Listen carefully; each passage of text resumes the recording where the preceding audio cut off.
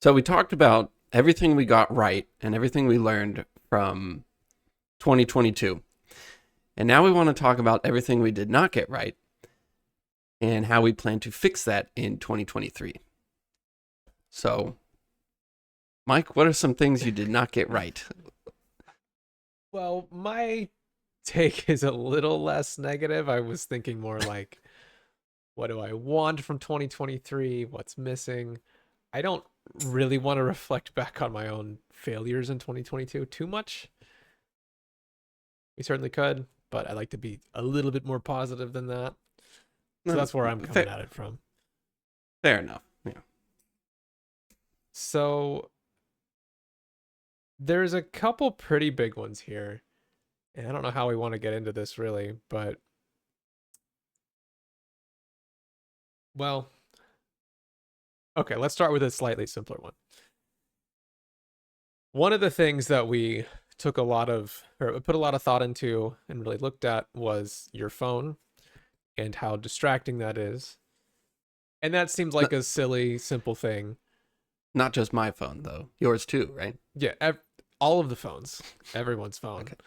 is it is distracting in a way that changes the state of your brain.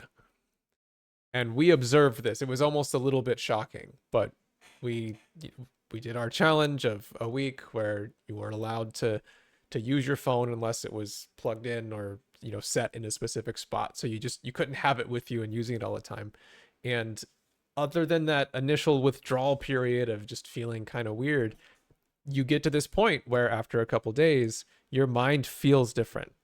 You're just you're able to sit there comfortably without being stimulated by something external, and it actually feels good, and you start feeling more comfortable in your thoughts, and it's a totally different experience by removing the phone. But the problem for me is that I can do that, and I like doing that. I kind of go through these phases of I'll be really strict about the phone usage where it's on the cabinet plugged in and I really just don't touch it unless I force myself to get up and go check it. And other times I'm a little more lax about it. I'll kind of sit on the couch and use it for a bit. But even then, I'm still trying to be pretty good about if I'm done using it, I'll kind of push it away out of arm's reach so that if I want to use it again, I have to take some physical action to get it and I can't just compulsively use it. I got that mostly figured out.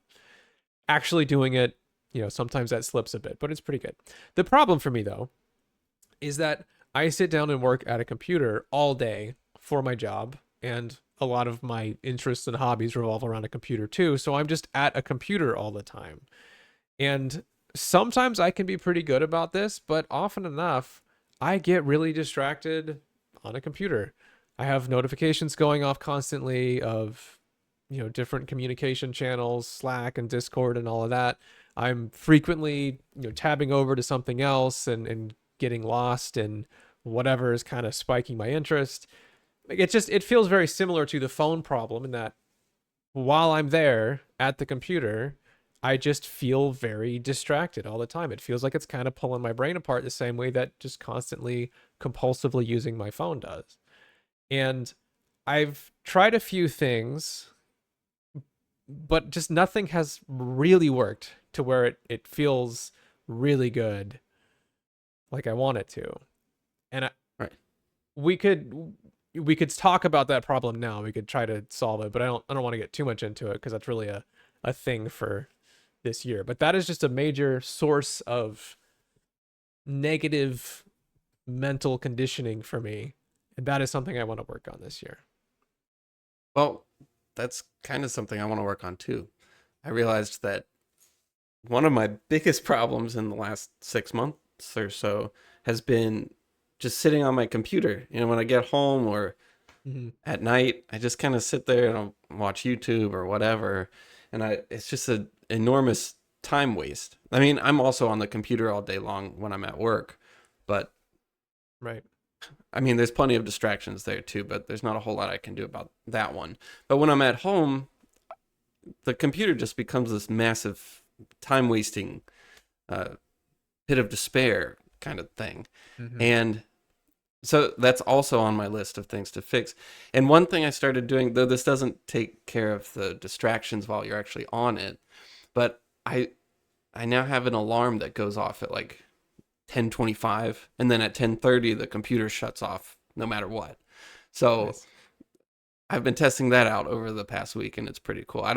I feel like I'll figure out some workarounds pretty Right. soon, but that's one thing that I'm trying to take care of. Yeah, that almost gets into kind of a bigger thing. I think what we're talking about, you could split into two pieces. One is how do you use a computer and do it Right. without this problem of your mind starting to fragment and getting distracted and everything. So there's that, because like I said, for me, I have to use it. And I work from home, so I gotta work, but then I'm at home and I can kind of do whatever and waste all the time I want to waste. I just have to get the work done eventually. It leads into that dark playground type of thing where you're just Right. kind of working, kind of not. So there's that problem. That's a big, big problem for me. But then the other one is almost a bigger problem, or not, maybe not bigger, but like a larger scope of, okay, what do I want to do when I get done with work? Do I want to be on the computer? Do I not? Setting a hard limit for yourself is great, but then it's kind of this question of, okay, what then? It, Right. it feels like it always sort of pops out somewhere. Like with the phone thing, there's been times where I'm like, okay, my phone's plugged in, it's put away, I'm not using it. I'm pretty awesome, really got this figured out. And then I'm just sitting there on the couch with my laptop in front of me, doing pointless stuff on my Right. laptop. Like, this is a giant phone. This is not better. This is the same problem, maybe worse, because now I'm sitting on my laptop. So, So how are you going to fix it? What well, are I don't your know. That's the question for to I think this is why it's so much harder.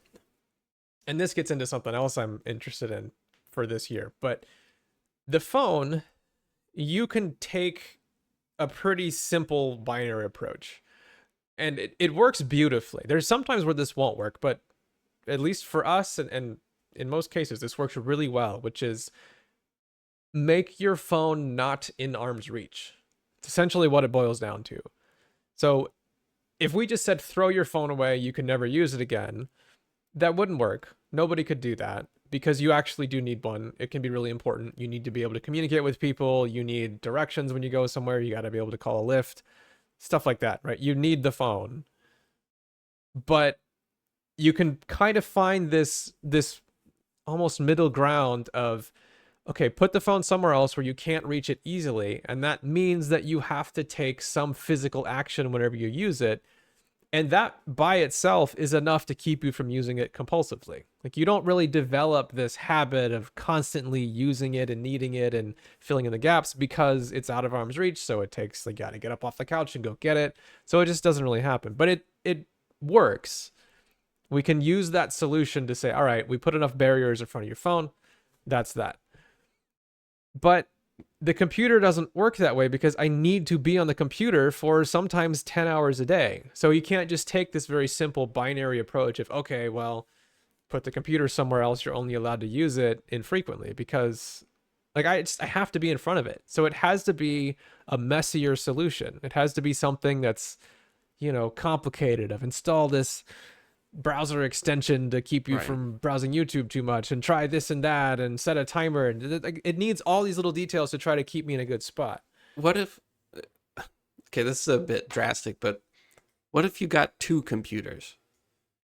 One that only had work stuff on there, and then the other that had everything else on there. I mean, for you, you're having to use Google and you're having to use some of those things. Right. But Sometimes I have to use Reddit. Sometimes yeah. I'm searching for a problem and the answer is on a Reddit post, and it's like, well, I got to get on Reddit, and that's the worst place on the internet for me in Well, terms of is distraction. it infrequent enough where you could just go to the other computer and do that, Maybe. or And this is the thing though, right? Like, I've tried some of this. I have Reddit blocked on most machines, and I have to go down into the basement to use it. Like, it's unblocked on the computer in the basement, which works out pretty well because I can still get to it. It's just a pain in the ass. So that helps limit that. But Reddit is not the only problem, and that also doesn't work when I'm not at home because it's not blocked when I'm not on my home network, like I'm at a coffee shop or something. So it's easy to kind of fall into it that way. But even still, it doesn't have to be Reddit. It can be almost anything. Where this happened to me yesterday. I start the day out and everything's great. I get up at a good time. I kind of do the morning routine stuff. I even exercise a little bit. I wind up at a coffee shop. I get my coffee, settle down, and I can kind of feel that. I still think of it as the motivation train, that thing you called it a million Oh, yeah. years ago, where you have to push the train and then you hop on after a little while. So there's that 10 minutes of kind of having to push through a little bit and just my mind's not really focused on it. But then it starts to, and it's like, okay, I get it. I'm getting into this. My things are starting to click. I'm thinking.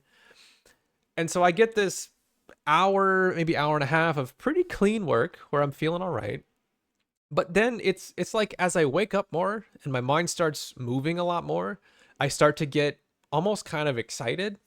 And at one point, I just sort of stopped and I thought, okay, let's count how many simultaneous things I have going right now. And the number was something like 5. I have a tab open because I'm trying to figure out how to change some obscure feature on my laptop. And then I have some code going. And then I have some other side project thingy that I got sucked into. And then some other website. And then I got Amazon open searching for something I was going to buy. It's like my mind just wants to start fragmenting and doing all these different things. And that tends to happen as the day goes on. And that's that problem. It's similar to the phone thing where when you put the phone away, you're not able to gratify all these impulses. And so you wind up just being much calmer. Your thoughts are just cleaner and clearer. I've even, somebody, I can't remember who this was, they were claiming that if you do that for a while, your brain starts to use alpha waves rather than beta waves, which is just like a slower waveform. Like your mind is measurably calmer. Like if you were to measure it with some kind of brain imaging instrument. That's what it feels like. But at the computer, the environment is there where I can just get distracted and it just keeps happening.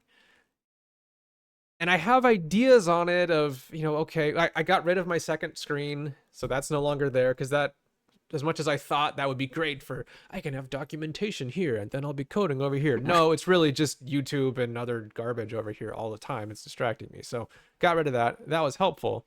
But it's like there's all these little rules and things that have to be in place, and it's really hard to get it to where it really works in the way that it does with the phone. So you don't have a solution? Well, here's the thing. Like I have ideas, and I've even started to write them up. Well, think of it this way, right? So if you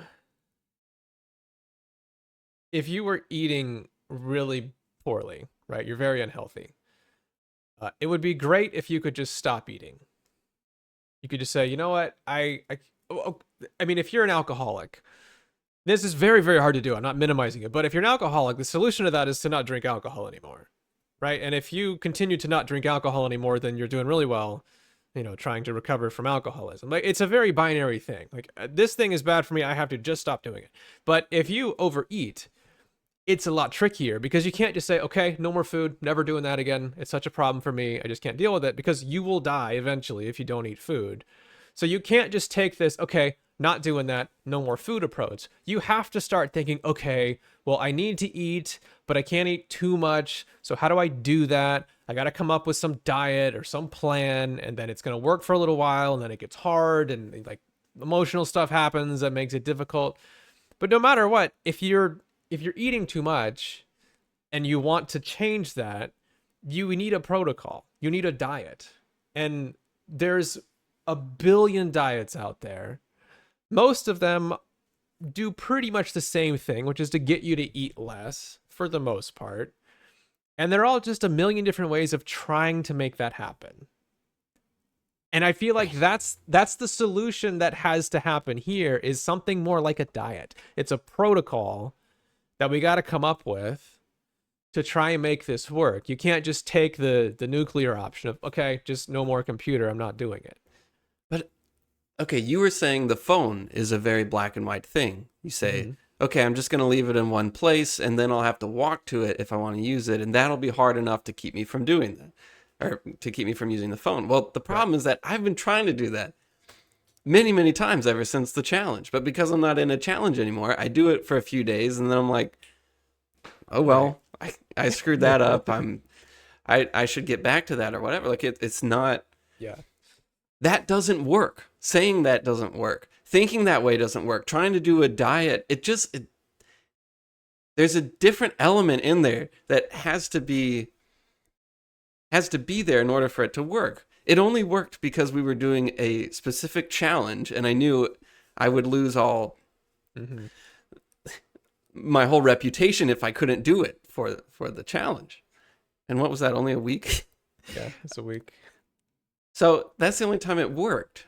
Whereas every other time when it's just up to me, it ends up not working eventually. And that's the major issue that I'm having with this previous year that I also want to fix for this next year. And it doesn't just apply to phone and computer. It's everything. I want to be waking up at the same time every day. I want to not be using my phone. I want to not be distracted by my computer. There's so many things that I want. I want to be exercising again and just getting back. But I keep relying just on myself to do that, and it doesn't work. It can work for a few days or a week or 2 weeks or whatever, but eventually you fall back to your default state, which is not working. Well, so that's a very good point. Yeah, what's the missing element? What is the thing? Well, I don't know, but the amazing thing about this episode is that we don't have to figure it out. We're just punting this to future overanalyzers to sort through. So that's what we don't have to have an answer. Oh, well, I was really hoping you'd have an answer for that. Well, no, I don't, but step one is to identify the problem, right? Yeah. So that's kind of where we're at, or what I want to do. I think those are two different problems. So the thing that I'm thinking about with the computer and all that is we need to come up with the right protocol. What is it that you need to do that'll make this work well? We did that for the phone. It's not perfect. We could continue to work on that. It's very simple. Just leave it plugged in all the time. But that doesn't work for everybody, because sometimes you have to be in constant communication with people, or you have to be watching out for a message or whatever, right? Yeah. Not everybody can really do that, but at least if you can, that works very well. So the protocol for the phone's pretty simple. The protocol for working at a computer, kind of unknown. And then the other problem, which is what you're talking about, is, okay, so the protocol, what if you just don't do it? And that is where I'm at too. I have been in a pretty crappy spot this week. And I know why. It's because I haven't been getting up at the same time. I was doing great for a while, and then, reasons and stuff and whatever, and now I'm getting up somewhere between 7 and 10, and it feels terrible. And now when I do get up, I feel like I'm not awake, and like all the routines are gone because it's a different random time, and it sucks, and it makes me feel really crappy. And I know why. It's because I got to get up at the right time, but I'm not, because I don't want to. Right. How do you fix that? That's also where I've been, and I told you this, but in the last 6-8 months or something, I've been stuck. I guess it's just 6 months. I've been stuck in this. Everything just sort of fell apart. I got sick for a few weeks, and then I stopped exercising, and then my sleep schedule got totally screwed up. Started staying up really late, sleeping in, or just waking up at totally infrequent times. And then I sort of lost focus on all the stuff I was working on. Just everything just completely fell out of place.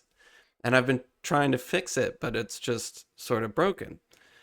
And so I was when we were thinking back on the previous year and years before that even, I'm thinking, okay, there was a time where I was very motivated to exercise and to work out a lot. And then it hit me, okay, well, why was I so motivated to exercise? It was because I was doing those obstacle course races, and I was doing, the 5Ks whenever I could or whatever. So I had all of these like external events to go to and to kind of give me that motivation. And then I was when we were thinking back on the year, one of the highlights was when I was doing that drawing challenge where I was drawing every day with my friend. And it's like my drawing skills reached this all-time high for that year. And then it continued for the next month or so just because we had done this challenge. And that's another external thing that was sort of, Yeah. outside of me. And then when we were sleeping or when we were getting up at the same time every day, it's because we were doing a challenge for it. And then Mhm. when we were doing great with our phones, it's because we were doing a challenge for it. All of these things were connected to external forces or external events. And it's almost like we're half human, half puppet, where there's Mhm. only so much we can do on our own. And in order to reach our, max value or I don't know, full potential. It's like we have to have that external force sort of pulling us, Yeah. you know. And so that's what I'm going to try to set up for the next year is sort of adding on these external events, and tie them to the things that I actually want to do, just with a little bit of added pressure. Hopefully not too much where it crushes me, but Right. enough to get me to stick to the protocol, to stick to the things that I actually want to stick to. Yeah, I agree. In fact, with the waking up thing, so I was getting up right on time every morning for weeks, and this was when Sam was gone. And a big part of the reason was I would, my alarm would go off, and this is on my watch. It would just vibrate at 7:30, and I'd be in bed. I would kind of wake up, just sort of roll over, turn it off, and then the dog would hear that, just kind of hear me moving around, and he would jump on the bed and be right in my face and like, "Hey, cool, time for food, time for walk, time for playing around, time for all this stuff." And like he's not interested in going back to sleep. He's ready. He's, Mm-hmm. breathing down my face. So it's like, "Okay, go away, let me sleep." And he's like, "Nope, not doing that." And so I would just get up because there's a dog in my face, and just it's you can't really sleep like that. But my wife's back, so he wakes up and he'll bother her, and she'll kind of get out of bed and deal with it. And I'm like, cool, I'll just sort of lay here. Right.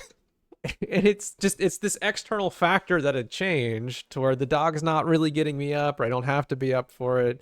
So it winds up I just end up sleeping instead of getting up. And it's my level of self-control didn't really change, or willpower, whatever you want to call it. It's this external factor that changed, and it's such a trivial sounding thing, just the way the dog happens to operate. He bothers her before he bothers me, but that made all the difference. The environment changed. Yeah, yeah, the And environment changed.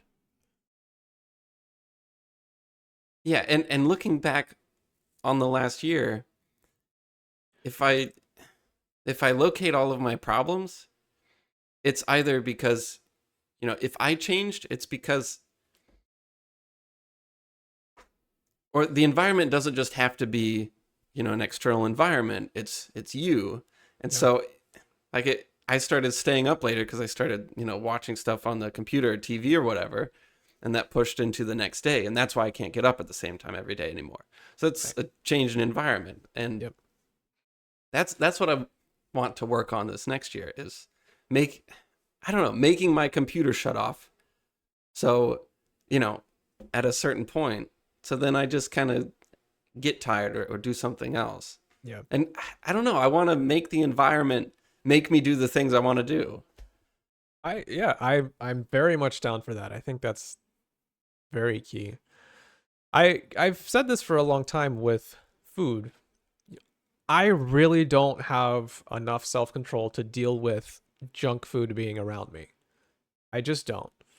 And I really think that most people don't. Some, sure, maybe they just don't care, but it's so.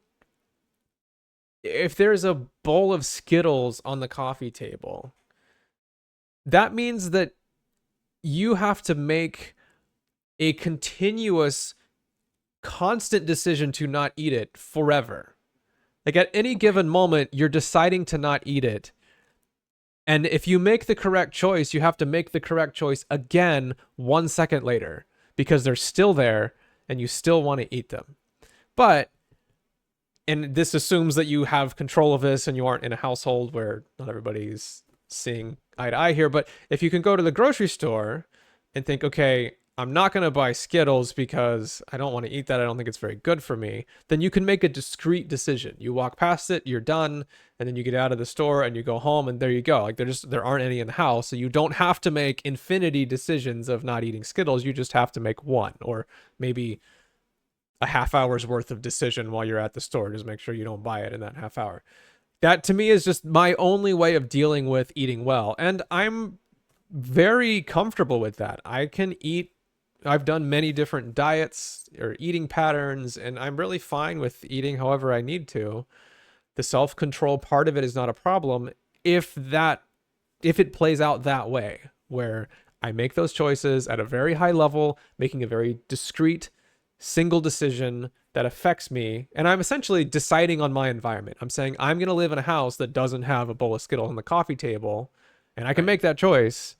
And then I'm living in that house, and there's only so much fish and broccoli you're going to eat in one day before you're like, okay, I'm not going to eat anymore. I don't want it anymore, because that's the environment that I'm in. So yeah, I 100% agree. I think that's a extremely vital way of trying to think, and it really accounts for most of the problems that we've had. And if we could work on that, that would be amazing. So the answer is throw away the Skittles. If Or you don't don't want to buy eat them. Skittles, or Yeah. don't buy the Skittles. Yeah. So how do you don't buy the Skittles with computer and phone and staying right, up that's a late whole- and Yeah, that's a whole wide open thing of trying to sort through. And some of that stuff, like I said with the computer, sometimes you can't just not buy the Skittles. I mean, we have to figure out what falls into that category. What can we actually just eliminate and change? And then what are we just going to have to try and deal with? right. I don't want to deal with anything. I just want it. I I want my agree. only choices to be the right decision. Right, but I don't think that's always possible. As much as I would love that, I know. if I'm sitting at a computer, I can open a browser window and I can waste time doing something dumb. I can block whatever websites you can name off, and it won't matter because I'll find something else. I'll just start reading Wikipedia for an hour because suddenly that's way more interesting than what I was doing before. It's like you have to kind of meet halfway for that kind of thing. Like the environment has to be improved as much as you can. Those are amazing changes if you can make them. If you can make it to where your computer is just inherently less distracting, awesome. That's really good. But that's not going to get you 100% there. You have to kind of meet in the middle and say, okay, what do I need to do to try and get myself in a state where I can exist on this computer and not fall into this distraction multitasking trap like I usually do. So you're trying to get those things to both come Okay, together. so I used to be pretty good about running and exercising, working out and everything because I wanted to. I mean, it was a challenge, but I wanted to, and that was because I was doing these races and stuff. And since I stopped doing that, I'll work out occasionally and do it for a little bit, and then I give up, and then I do it again or whatever. But I've never driven like I was back then. Yeah. So tomorrow I'm talking to my friend, and we're gonna sign up for two of them next year. And Okay. so I think that'll be a way to get my mind in a place to where I want to work out, or I feel that pressure. So it's sort of, it changes that part of your brain that you were saying, the part of you that needs to make the right decision, not just the environment. Because I could get rid of everything else in my house but my weights, and even still, without any reason outside of that to use them, I probably still wouldn't want to use them. So that's one thing I'm doing. And for drawing, I'm going to try to going to work with my friend and come up with another challenge that we can do, maybe multiple challenges this next year. I'm going to try to tie them into some of my own personal work that I want to do, and hopefully just start adding these reasons for me to make the right decision. So I guess that's the other half of it. Yeah. And then also the other side is changing the environment to make it fit. So yeah. And I also think You just mentioned this kind of, but a lot of what we were really successful at was by making it a challenge and making it public. And for a lot of these things, we actually put together a Google Doc with a bunch of names for everybody who wanted to participate. These are just people from the community. And then we would have this little, check mark or number or whatever that you would put in every day. And that worked super well for a while. I think for a few reasons. Part of it was the novelty of it, of, okay, yeah, let's do this. This is exciting. So everybody kind of has this, novelty thing going on to where you're pretty invested in it.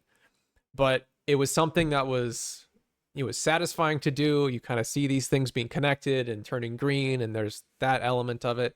It's public to where you feel like you're kind of putting yourself in front of other people a little bit. And it's this community thing. Like, it just felt really good. And it also kind of fell off eventually for most things. Part of it was just we finished this challenge, and then it's like, okay, does anyone want to do it again for this month? And the enthusiasm just tends to be a little less, or I move on to something else, this person moves on to something else. So there's that. But it felt like we were really onto something there. And I wonder if we could maybe think a little more about that. Google Docs was great, but maybe that's a little bit limiting. We could think of maybe other ways of trying to create that type of experience, figure out what parts of it worked really well and maybe what parts didn't. But it just felt like a very promising thing, and I would love to explore that a little more. Yeah, absolutely. Yeah, Google Docs got a bit big, and then we're doing 6-7 challenges or something, and then it Yeah. it Yeah, gets there's kinda definitely some confusing. downsides. Like, pretty often I would be the person at the top because I would make the Google Doc, or whoever made it wanted me at the top, which is whatever. So I I'd kind be of like felt this 7 people down. right. I mean, whatever. But it made me feel like I'm, very visible there. And so if I didn't Yeah. do it for a while, it really hurt the look of the thing. So maybe, if we could, I don't know, I'm kind of dreaming a little bit here, but could design something maybe where it would sort of sort people, or always show you on top when you open it, so you kind of get some perspective of it. And if somebody drops off, they lose visibility, or I don't know. But I can visualize or kind of imagine a system that doesn't fall into some of the traps that the Google Doc approach did, that might be just better and Okay. easier. Making that is one of your goals this year. Okay. Well, it's not like I don't have another major personal project going, Right. but I feel like something like that could be really good.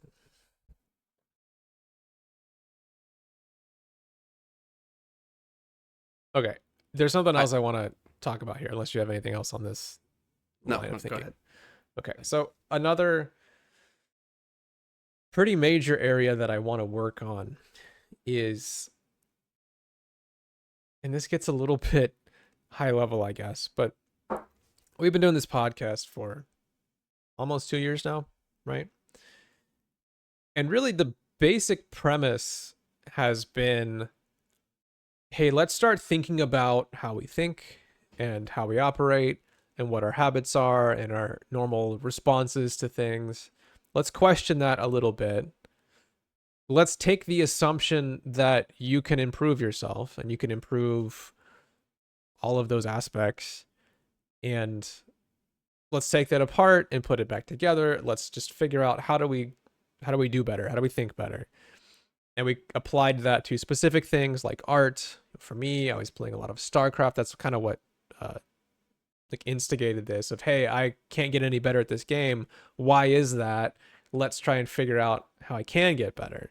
And we made a lot of improvements and got a lot of benefit out of that.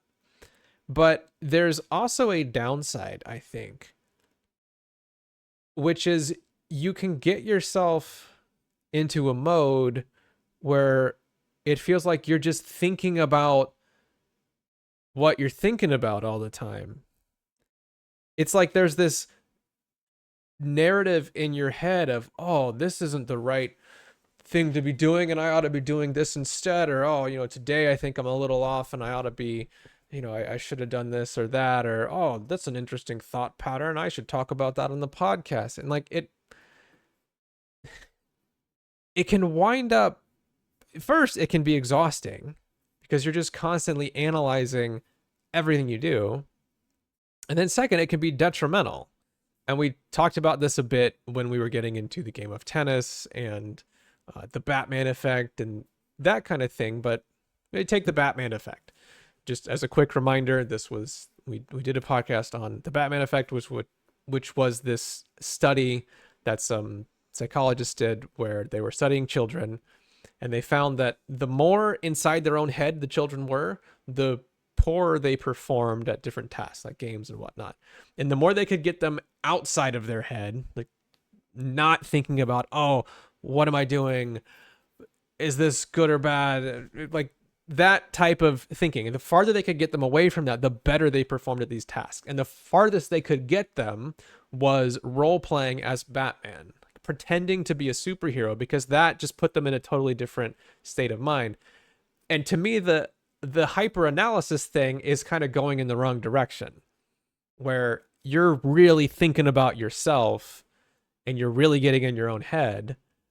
And we know that that's not the way to do well or perform well or learn well. Is that you really want to be out of your head. You want to be just doing and feeling and being confident in everything, like kind of pretending to be Batman. And it's kind of two-edged because I fundamentally agree with the whole premise we took, which is if you just don't think about it and you just do something, then there's all kinds of things that you don't know or don't recognize that contribute to how well you do. Or in the example of me trying to get really good at StarCraft, like I had sort of capped out. Like I have certain habits, certain thought patterns, all kinds of things that I'm just not even really conscious of. And I practice the game enough to where I kind of hit that skill ceiling. And then that's just where I sit. And I don't really get any better. And you witness this with people across all different domains all the time. There's an article that came out recently looking at the guy who's played the most games of chess on Lichess. I think it was Lichess. It might have been chess.com. But they're like, they found the guy who played the most games, and his elo was like 1,000, which is not very high. There's just this guy who'd played 1,000,000 games and just had been plateaued for a decade. It just never really got any better.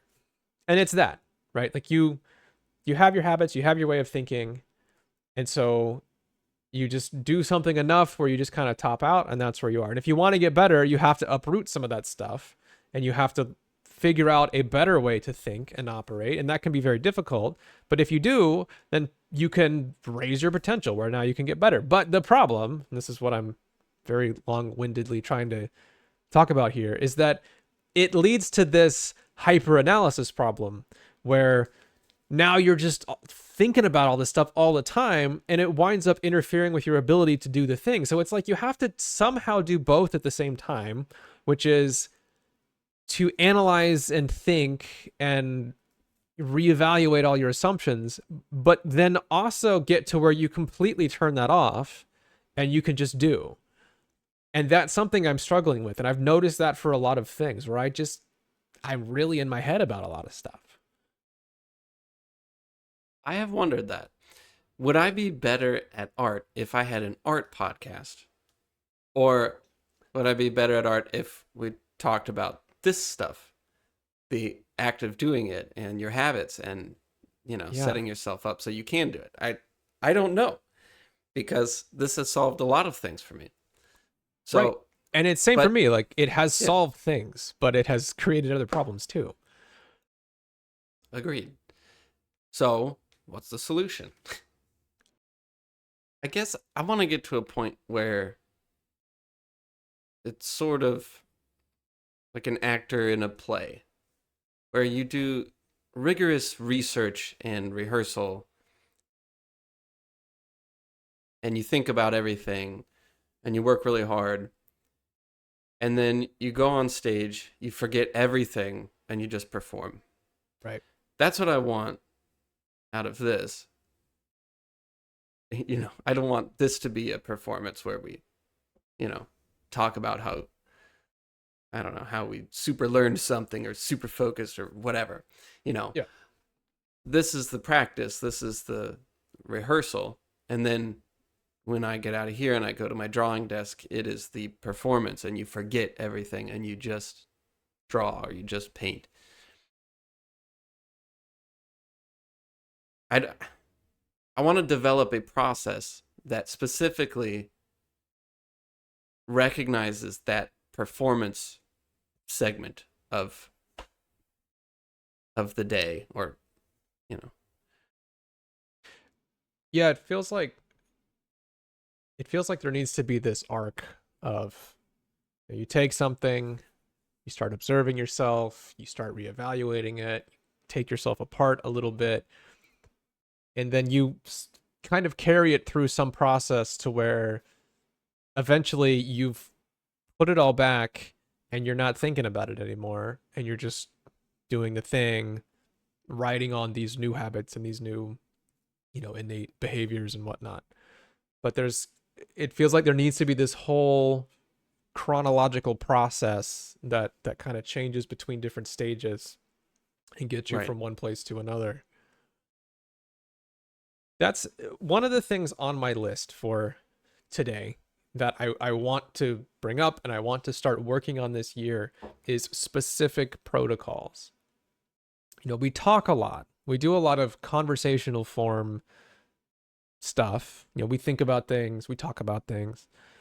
So we wind up with this big blob of conversation around it and different ideas and thoughts. But I want to wind up with a very specific set of rules or steps or guidelines, whatever that looks like, for very certain things. For example, and I started thinking about this yesterday and today because I wanted to bring up this I get distracted to this computer all the time problem. What I want there, and I think this is what is needed, is a protocol, a set of 8 things or 10 things that I need to do when I sit down to work at the computer. I want a physical list or a digital list, whatever, but like actual words typed out with bullet points on here's the rules, here's what you do. And part of that could be environmental things like, okay, make sure that you don't have this program installed or you can't have the Reddit app downloaded on your phone or whatever, right? Like, I don't know what exactly this looks like, but I want a real thing, like a document that says, here's our rules, our protocol for this specific problem. And I want this type of thing for a lot of stuff. And this would, this is a big picture thing, so it might be very difficult, but I want a protocol for that. For, okay, you want to learn a new thing, you want to change some fundamental habit in your art, in your whatever, then here's what you go through. And it's some kind of sequential protocol. If here's the first thing you do, here's the next thing you do. But I want it to be concrete because I feel like I need that. There's all kinds of things that we've talked about before where I'm all excited about it at first and I try all this stuff out, but then months later, I've just kind of forgotten, or I'm excited about something else and that's displaced the older stuff that I'm just not really thinking about as much. And I really want to land on something very specific. Like I said, kind of like a diet. You want to follow the zone diet? Well, here's the zone diet and here's the rules. Or you want to follow a keto diet? Well, here's what you got to do to follow the keto diet. Well, you want to follow the don't fry your brain and turn into a scrambled egg while you're working at the computer? Well, here's how you do that. That's what I want. On a manifesto. Yeah, sure. Yeah. It's starting to sound a little culty, but I like it. I mean, doesn't everything eventually end in cult Yeah. status? You want formulas for specific problems. Yeah, and I know you can't just come up with some perfect formula. I'm not even interested in perfect. I just want a thing. I want a real concrete thing that we can look at and argue about and say, let's do this, and then it doesn't work right and we can change it, whatever. But like I want a real thing. I like that.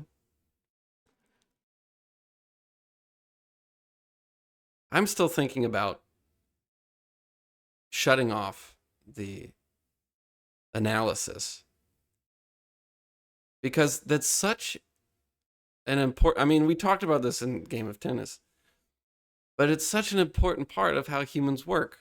Yeah. And it's the second half. It's the other side of the coin. And I don't think shutting off your analysis for your everyday behaviors or your everyday routine, I think that's kind of bad. You don't really need to shut off, you don't need to shut off the analysis for your day-to-day routines and stuff. It doesn't help you out much there. But when you actually go to perform something or do a job or create a piece of art or music, you need to be able to shut that off, because that Yeah. hyper awareness is very bad. So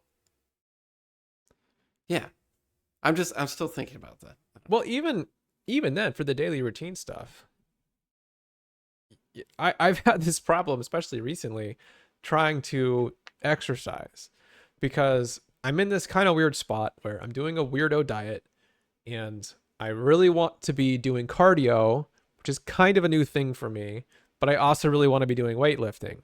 So the diet is weird, and I'm just kind of trying to figure out some of the ins and outs of that. But then also, I've got this running program that I was starting to get some shin splints. So I kind of backed off the program and was doing some sort of easier stuff, like longer, slower runs and doing some rowing. But then I got my lifting plan. And in my head, I'm like, okay, I really want to be exercising a lot. So I'm going to try to do it every morning. But then I've been getting up a little bit late. And then every morning, I kind of run into this problem of, okay, what do I do today? Should I do some rowing? Should I be doing heavy deadlifts? Should I go out and run? And I'm just not really sure what the right thing is. So I wind up just kind of thinking about it a lot all the time.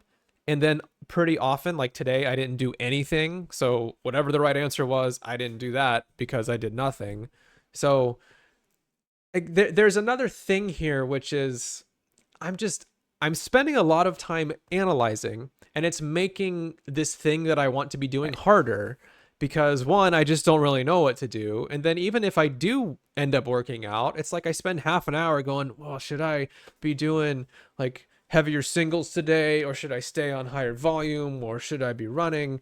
And so even if I do something, it's like there's this extra half hour of agonizing over it, and that's just fatiguing. We've mentioned this before too, but just the amount of thinking about stuff that you do outside of the actual task itself can be pretty exhausting.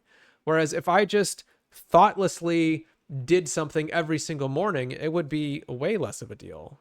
So there's something there too. Like, it's even just for your daily routine, I think it's worth removing a lot of the analysis. Yeah, totally take back what I said. Well, I mean, but you still have a point. I'm just saying, it's not just the performance that you don't want to be overthinking. There's other times when you really don't want to be thinking either. You want to be thinking about stuff at the right times when it's worth thinking about. So you know how at New Year's, everyone comes up with these New Year's resolutions.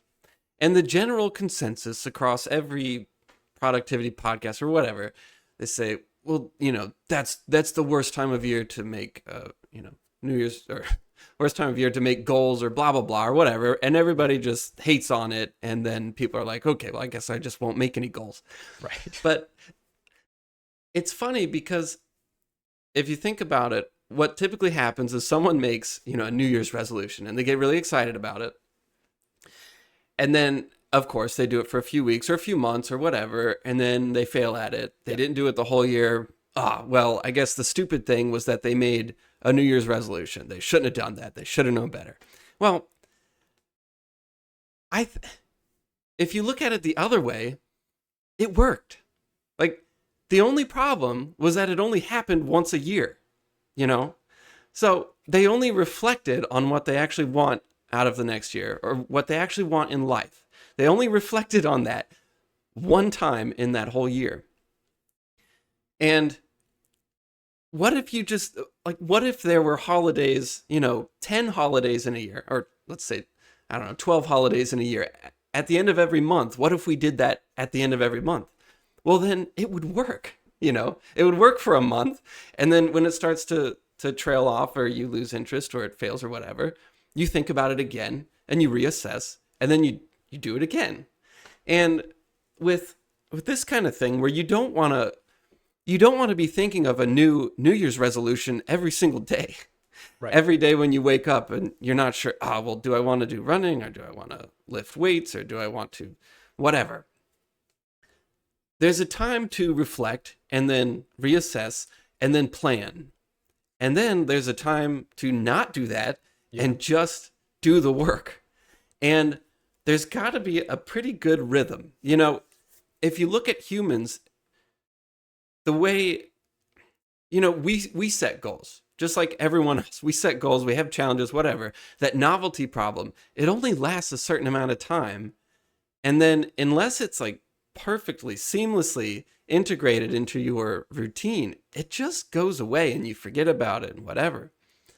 But if you can sort of find a rhythm of assessing, you know, thinking about the big picture, you know, making a estimated projection of where you want to be, and then doing that, sticking to it, and not worrying about that big decision. You're not constantly looking at the bowl of Skittles anymore, you know? Right. You make the one decision at the store, and then you live the next 2 weeks before you have to go get groceries, or 1 week or whatever, before you go get groceries again, and then make the decision again.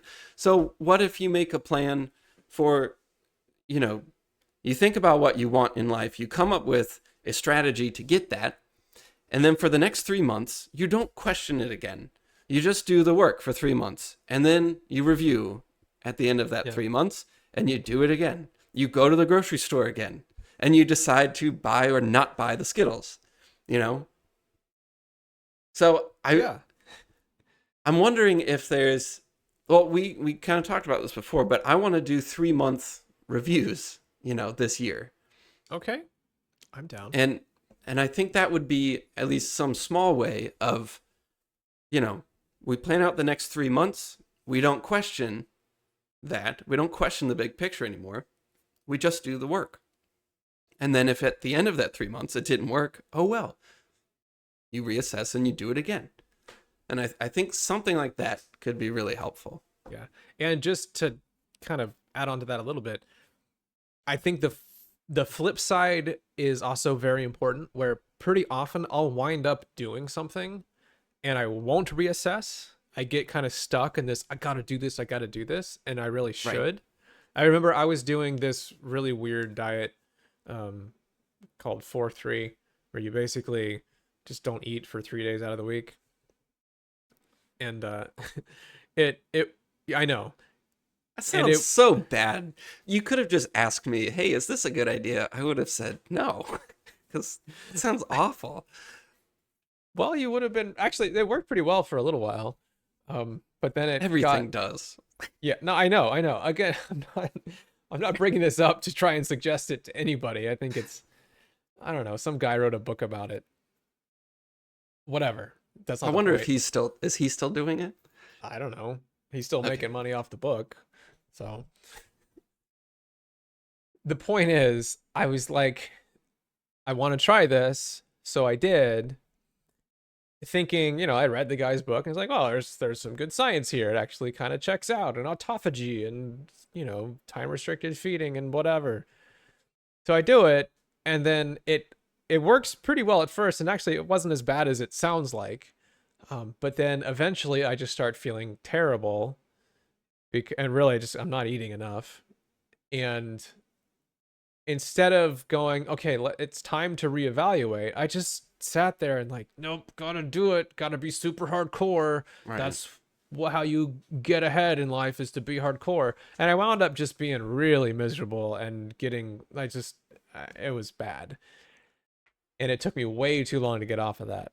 And it was kind of this, almost the opposite problem, where instead of over evaluating constantly, I'm not evaluating when I should have. So it should have been, okay, let's try this for 2 weeks, and then we'll stick it out for 2 weeks, but then we got to rethink this. And then maybe we do go another month and then rethink it. But like, there needs to be moments of honest reevaluation where you say, okay, is this the right thing? Is it really getting the results I want? Because it's easy to wind up on the other end of that, where you're just like, nope, gotta do it, and you wind up just not really getting anywhere, but you're so determined to keep grinding away at it that you just keep doing Right. it. And things are always going to change. I mean, your environment changes, you change, Right. just everything changes all the time, always. And you do have to reevaluate, but you can't do it constantly. Right. Right. Exactly. And there isn't some perfect time interval for that to work. You know, you can't say, okay, I'm going to reevaluate every 3 months. Though I think that's it's a good estimate of when you should. But you know, there's no perfect time frame. I don't think you could come up with a a bulleted, you know, manifesto or task list Yeah. or whatever for or a prescription for when you should reevaluate, you know, exactly, because it sort of depends on the situation, but It yeah. does, but at the same time, okay, yeah, I don't think we could come up with some perfect document that says, here's the exact Yes. moment in time when you must now turn your brain back on and start thinking Right. again, and here's all the things you have to do, right? Like, that wouldn't work. But then the other side of that is just to have absolutely nothing, to where you just do stuff and whatever. And that's what we're doing right now, is to just kind of do whatever and think whenever, and there's just no plan at all. In the same way that, okay, to bring back the diet example, most people do what's called the standard American diet, which is eat anything you want all the time, whatever it is, don't care, doesn't matter, go nuts. That's the diet for most people. And everybody's dying. Like, it's super bad. Like, if you look at any graph of a bad thing, of cancer, of diabetes, of, morbid obesity, they're all like to the moon, because that's what we're doing. And it's a bad plan. It's a really bad plan. It used to work when there was no food and you had to, chase down a moose on foot if you wanted to eat, but that's different now. Circumstances are changed, and so now it's not working. So yeah, I don't think you would be trying to spell out, every gram of everything you're going to eat every day for the rest of your life. That's probably not reasonable. But having some type of restriction or some type of eating pattern or something to try and keep you from being on that left end of just insanity, that seems like a good thing. I mean, it's provably a good thing. People who restrict their diet in some way tend to be healthier than people who don't. Like, we know that. So I think you could apply some of that thinking here too, which is, clearly there's some sort of arc. There's moments to be evaluating and thinking, and then there's many moments where you need to not be doing that. It's actually important to not be doing that, where you're really just dedicating 100% of your brain power to doing the actual thing in this Batman like sort of way. But then you can't do that forever. So this is kind of what I mean with the protocol thing. Like, let's just come up with some basic thinking around that, some basic plan of, okay, here's some guidelines. Here's how you could approach this. It's not going to fit exactly for everything, but it's something. Oh, one thing you said a long time ago that always kind of stuck with me was that you said having any plan is better than no plan. Even if it's a bad plan, it's better than no plan. I think we were talking about Marie Kondo and the way, you know, Oh, yeah. how she organizes a house. Maybe it's not the absolute 100% perfect plan, but it's a plan and it's a thing that you can Yeah. feel good about doing. And it may not account for everything, but it counts for a lot of things. Yeah. So I like you know, I don't know. If we were talking about, time where you sort of plan and review things, I like the 3 month time span. It's what I used to do when I was trying to teach myself and put together a portfolio and everything. I remember every 3 months, because I would print out three months on a sheet of paper and I just kind of go through that. And then at the end of it, I would sort of have this ritual of, Mm-hmm. just reviewing everything and writing out the next 3 months and just kind of replanning. And it just felt so good. It felt right. So it's a good amount of time. I like But that. I like that. but yeah, Okay. So we meet back here in 3 months and do well, this again. Yeah, I mean, we'll meet back next week, but Yeah, I know, yes, but we'll talk about the big picture again in maybe 3 months and just kind of, I don't know, see if any of our plans made any sense. And then if they didn't, we'll just make another projection and see if that one works. okay. But I guess the goal is to get out of that thing where you wake up in the morning and you're not sure if you should run or if you should lift weights or whatever. Yeah. And then it just kind of, it's like this uh, vibration. It just, there's a word for it, but it's just constant, and it frustrates you, because you can't make the decision because you don't know what's right or wrong. Yeah. I do this all the time. I don't know if I should work out or if I should read a little bit or whatever, and you just sort of stand there thinking, I don't know which one's right. And yeah, if I had sort of a bigger picture in mind, then that gives you a filter. Having a filter of what's right and what's wrong, or if you have your bigger picture in mind or some sort of larger goal, then you ask yourself, well, does lifting weights get me closer to that, or does reading get me closer to that? And the right answer is very clear. But if you don't have that filter, then it's very hard to make that decision. You know there should be a right decision, but you don't know what's in charge of that. In fact, okay, this is a weird one, but I think religious people, whether or not I agree with them, they have a direct filter to ask themselves for every decision. Okay? Would this please God? Yes or no? And then the decision is pretty easily made. Right. So, and I think that's a big reason why it kind of gives them peace, because they have that larger filter in mind. Okay, moving away from that very quickly. Anyway, end of I got rant. a bunch of comments just for bringing up insulin. Let's see what you get for religion. Well, we don't get a ton of comments, so that's something. Yeah. Sorry, you're distracting me with your religion talk. Say something else. No, okay. So I am going to, my thing for this week, like leading into the next 3-month block. I like the 3-month block thing. That's something I've gravitated towards doing weightlifting and stuff already. Kind of 3 months, kind of chunked into 1-month periods. I'll think through it that way. But my plan, or this week, I'm going to work on sorting out the fitness stuff. To come up with, okay, here's what I'm going to try to do for the next 3 months.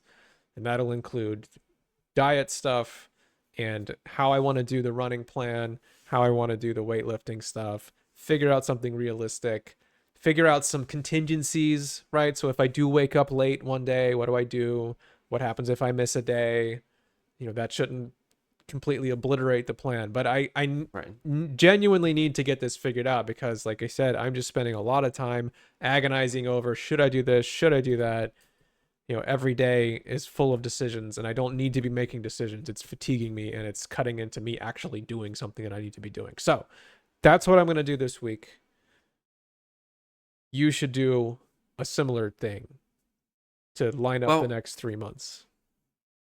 Yeah, I started listing out things that I want to do or get back to or whatever, or just kind of prioritizing, what's important to me.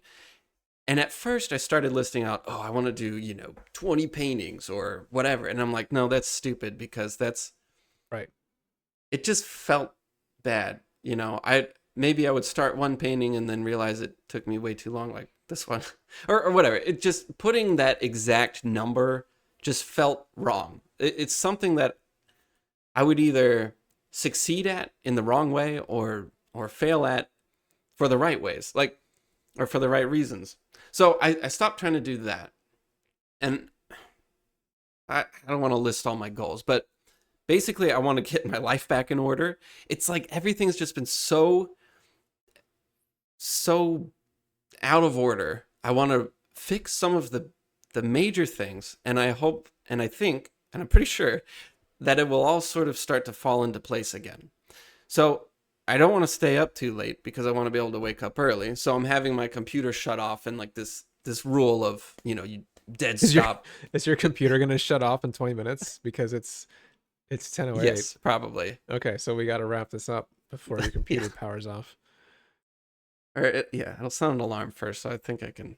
Anyway, Okay. I'm gonna. Hopefully, this computer thing works. I have a feeling it probably won't, but Right. it's at least a start. So I want the computer to shut off at 10:30.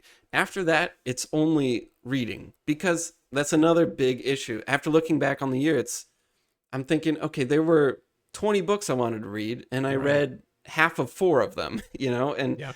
I still want to read those books, so I listed them all out, and I don't want to add any more books to that list, and I just want to slowly go through them. But I didn't have a place for them before, so now once the computer shuts off, after that it's just reading, and that's it.